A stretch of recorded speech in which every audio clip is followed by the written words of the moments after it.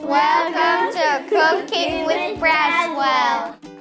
Today we're making French toast.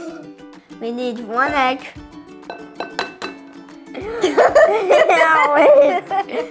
Maybe I'll do the cake right here. 1 teaspoon vanilla. Cinnamon. 1/4 cup milk. Whisk it together. We need to spray our pan. We need to dip our bread in the egg mixture. Now cook. Flip. Ask your papa to help you flip it. It doesn't look brown. Oh yeah, that's good. Oh, okay. Yep, That it is is done. I want to eat it right now. Okay, it's good. Flip, flip, flip, flip. Now it's ready to eat.